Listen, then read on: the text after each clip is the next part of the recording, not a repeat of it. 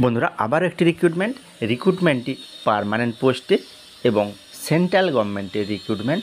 সেক্ষেত্রে শূন্য পদের সংখ্যা কত এবং কোন কোন পোস্টের জন্য এই রিক্রুটমেন্টটি হচ্ছে এবং সেই সাথে রিক্রুটমেন্টের আবেদন আমরা কিভাবে করতে পারবো এবং আবেদন কবে থেকে শুরু হচ্ছে, আবেদনের লাস্ট ডেট কবে, সেই সাথে আবেদনের জন্য অ্যাপ্লিকেশন ফিস কত টাকা দিতে হবে এবং কি কি ডকুমেন্ট সাবমিট করতে হবে এই আবেদনের জন্য, এছাড়াও এই রিক্রুটমেন্ট প্রসেসটি কিভাবে হবে, সমস্ত কিছুই আজকের ভিডিওতে আলোচনা করব।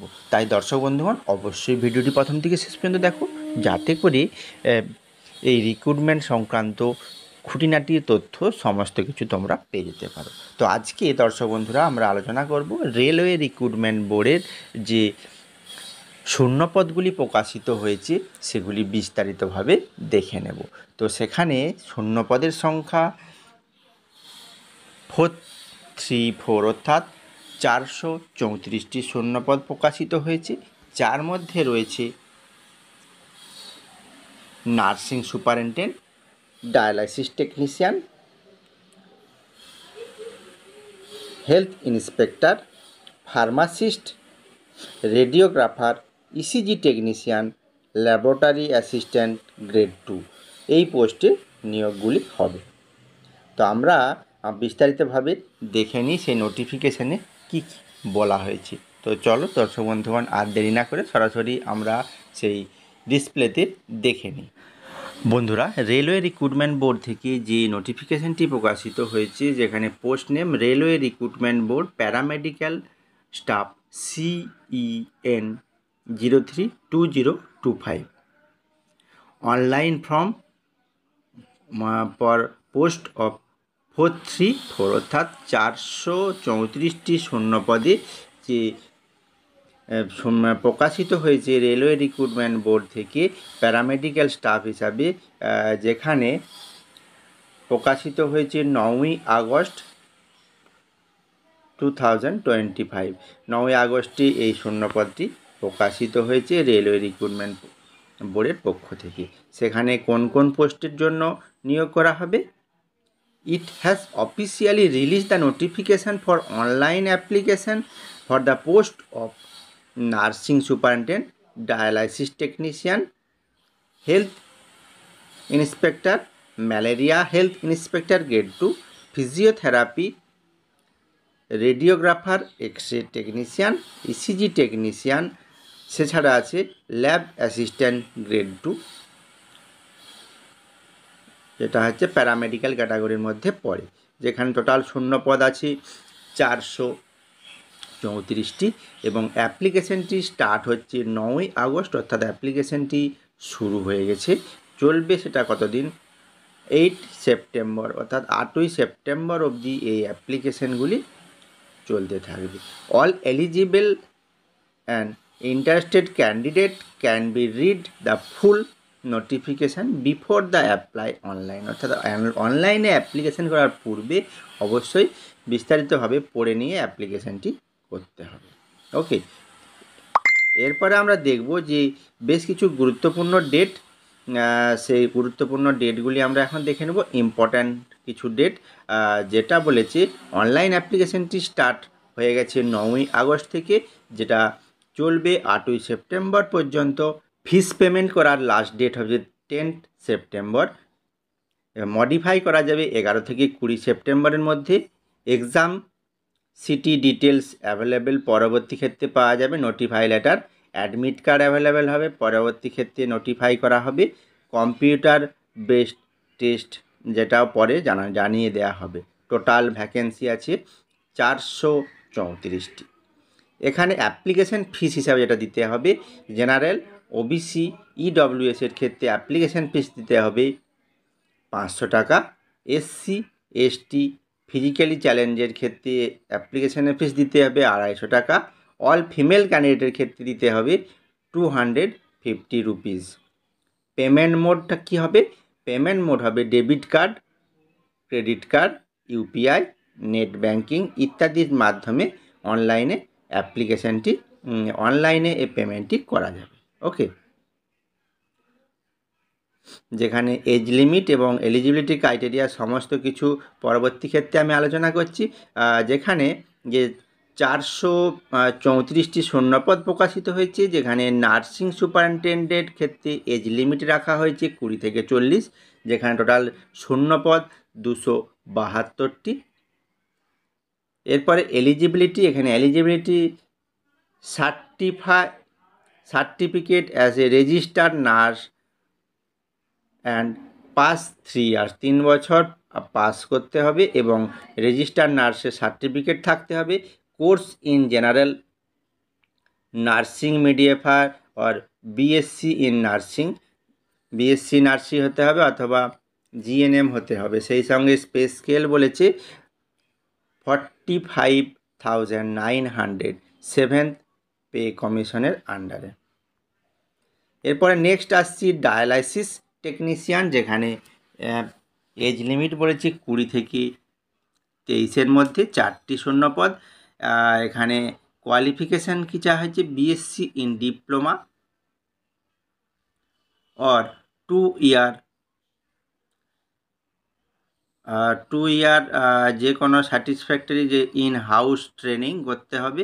সেই সাথে আছে ওটি স্কেল, এর হচ্ছে পে স্কেল 35,400, যেটা সেভেন্থ পে কমিশনের আন্ডারে। হেলথ অ্যান্ড ম্যালেরিয়া ইন্সপেক্টর, যেখানে এজ লিমিট বলেছে 18 থেকে 33, যেখানে শূন্যপদ আছে 33টি। কোয়ালিফিকেশান হিসেবে যেটা চাওয়া হয়েছে, যেটা BSc in chemistry in as main or optional subject in any branch of chemistry, 1 year diploma of health sanitary inspector, যেখানে পে স্কেল হচ্ছে 35,400 সেভেন্থ পে কমিশনের আন্ডারে। এরপরে আসছি ফার্মাসিস্টের ক্ষেত্রে এজ লিমিট 20 থেকে 35-এর মধ্যে, যার শূন্যপদ আছে 105টি। এখানে কোয়ালিফিকেশান হিসাবে বলেছে 10th +2 or science equivalent in diploma in pharmacy from registered institute and recognised pharmacist under pharmacist act 1948, অথবা ব্যাচেলার ডিগ্রি ইন ফার্মাসিস্ট অর্থাৎ বি.ফার্ম করলেও সে এলিজিবল হবে। সেখানে পে স্কেল বলেছে 29,200 সেভেন্থ পে কমিশনের আন্ডারে। এরপরে আসছি রেডিওগ্রাফার এক্স রে টেকনিশিয়ান, যেখানে এজ লিমিট 19 থেকে 33-এর মধ্যে, যেখানে শূন্যপদ আছে 4টি। কোয়ালিফিকেশান হিসাবে যেটা বলেছে 10th +2 ফিজিক্স কেমিস্ট্রি নিয়ে পাস হতে হবে। সেই সাথে আছে diploma radiographer X ray technician or radiogenesis টেকনোলজির উপরে 2 ইয়ারের একটা কোর্স করা থাকতে হবে। ওকে, সেই সাথে পে স্কেল হতে হবে 29,200 পে স্কেল সেভেন্থ পে কমিশনের আন্ডারে। ইসিজি টেকনিশিয়ান, যেখানে এজ লিমিট 18 থেকে 33-এর মধ্যে, শূন্যপদ আছে 4টি। যেখানে কোয়ালিফিকেশান হিসাবে বলেছে 10th +2 science certificate diploma of ECG laboratory technology cardiology ও কার্ডিওলজি টেকনিকের উপরে কোর্সটি থাকতে হবে। সেই সাথে পে স্কেল 25,500 থেকে 25,500, যেটা সেভেন্থ পে কমিশনের আন্ডারে। এরপরে আসছি ল্যাবরেটরি অ্যাসিস্ট্যান্ট গ্রেড 2, যেখানে এজ লিমিট বলেছে 18 থেকে 33, আর শূন্যপদ আছে 12টি। যেখানে কোয়ালিফিকেশান হিসাবে বলছে 10 +2 ইন সায়েন্স, সে সঙ্গে ডিএমএলটি হতে হবে, অথবা certificate course in medical laboratory technology at per as diploma in medical laboratory technology DMLT subject fulfilling the course has been done the institute which recognized by university or technical board of, অথবা কি বলেছে, যা duration the course, যেটা 1 বছরের ডিউরেশনের একটি course করতে করা থাকলে তারা অ্যাপ্লিকেশানটি করতে পারবে। During this course the condition should have the training fulfil, এই ট্রেনিংটি ফুলফিল করা থাকতে হবে। সেই সঙ্গে পে স্কেল বলেছে 21,700 এবং 7th পে কমিশনের আন্ডারে। ওকে, এরপরে আমরা দেখে নেব যে কোন কোন আরআরবির আন্ডারে শূন্যপদগুলি আছে। এখানে আরআরবি আহমেদাবাদ, যেখানে শূন্যপদ আছে 11টি। আরআরবি আজমির, যেখানে শূন্যপদ আছে 10টি। এরপরে আসছি আরআরবি বেঙ্গালুর, যেখানে শূন্যপদ 9টি। আরআরবি ভোপালের শূন্যপদ 9টি। আরআরবি ভুবনেশ্বর শূন্যপদ 8টি। আরআরবি বিলাসপুর, যেখানে শূন্যপদ 25টি। আরআরবি চণ্ডীগড়, যেখানে শূন্যপদ 4টি। আরআরবি চেন্নাই শূন্যপদ 67। আরআরবি গোরখপুর, যেখানে 11টি শূন্যপদ। আরআরবি গুয়াহাটি, যেখানে 12টি শূন্যপদ। জম্মু অ্যান্ড কাশ্মীরে 15টি শূন্যপদ। এরপরে আসছে আরআরবি কলকাতা, যেখানে 68 68টি শূন্যপদ। আরআরবি মালদা, যেখানে 5টি শূন্যপদ। এছাড়াও আরআরবি মুম্বাই 80টি শূন্যপদ। আরআরবি মুজফ্ফরপুরের জন্য 12টি শূন্যপদ। আরআরবি পাটনা 25টি শূন্যপদ। আরআরবি প্রয়াগরাজ 27টি শূন্যপদ। আরআরবি রাঁচি 11টি শূন্যপদ। আরআরবি সিকেন্দ্রাবাদ 10টি শূন্যপদ। আরআরবি শিলিগুড়ির জন্য 15টি শূন্যপদ। অর্থাৎ মোট 434টি শূন্যপদ প্রকাশিত হয়েছে। ওকে, এরপরে আসছি আমরা যে অনলাইন যে এক্সামটা হবে সেই এক্সামের প্যাটার্ন। কম্পিউটার বেসড টেস্ট হবে এবং সেখানে বলে দিয়েছে যে প্রফেশনাল এবিলিটির উপরে 70টি কোশ্চেন থাকবে 70 নাম্বারের। এছাড়াও আছে জেনারেল অ্যাওয়ারনেসের উপর 10 নাম্বার 10টি কোশ্চেন। এরপর জেনারেল অ্যারিথমেটিক, তারপর জেনারেল ইন্টেলিজেন্স, রিজনিংয়ের 10টি কোশ্চেন 10 নাম্বার থাকবে। জেনারেল সায়েন্সের উপরে 10টি কোশ্চেন 10 নাম্বার, অর্থাৎ টোটাল 100টি কোশ্চেন থাকবে। তার জন্য 100টি নাম্বার বরাদ্দ করা হয়েছে এবং সময় রাখা হয়েছে 90 মিনিট। ওকে,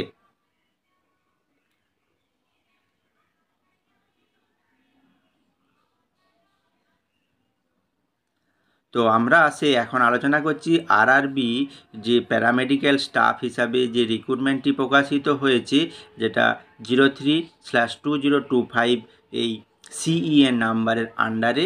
সেক্ষেত্রে বিস্তারিত যে শূন্যপদগুলি প্রকাশিত হয়েছে সেগুলি আমরা এখন দেখে নিচ্ছি এবং অ্যাপ্লিকেশন প্রসেস কিভাবে হবে সেই অ্যাপ্লিকেশন প্রসেসটি করতে গেলে, অ্যাপ্লাই করতে গেলে যেটা করতে হবে http://rrbapply.gov.in এই যে ওয়েবসাইটটি থেকে অনলাইনে অ্যাপ্লিকেশানটি করতে হবে। অ্যাপ্লিকেশানটি চলছে 9ই আগস্ট থেকে চলবে 8ই সেপ্টেম্বর পর্যন্ত। এর মধ্যে যারা এলিজেবল তারা অবশ্যই অ্যাপ্লিকেশানটি করে ফেলতে পারবে। এখানে আবারও একবার বলে দিচ্ছি, বেশ কিছু ইম্পর্ট্যান্ট ডেট এখানে দিয়ে দিয়েছে। সেই ইম্পর্ট্যান্ট ডেটগুলি ডিসপ্লেতে আমি দিয়ে দিলাম, তোমরা আরেকবার দেখে নিও। সেই সাথে অ্যাপ্লিকেশনের ফিস হিসাবে কত টাকা কাদের দিতে হবে সেটাও দেওয়া আছে, তোমরা দেখে নিও। অফিসিয়াল ওয়েবসাইটটিও আমি ডিসপ্লেতে দিয়ে দিলাম আরেকবার। Eligibility criteria. অতএব বন্ধুরা, আরআরবি প্যারামেডিক্যালের যে শূন্যপদগুলি প্রকাশিত হয়েছে, তোমরা যারা এলিজিবল তারা অ্যাপ্লাই করে দাও নির্দিষ্ট ডেটের মধ্যে।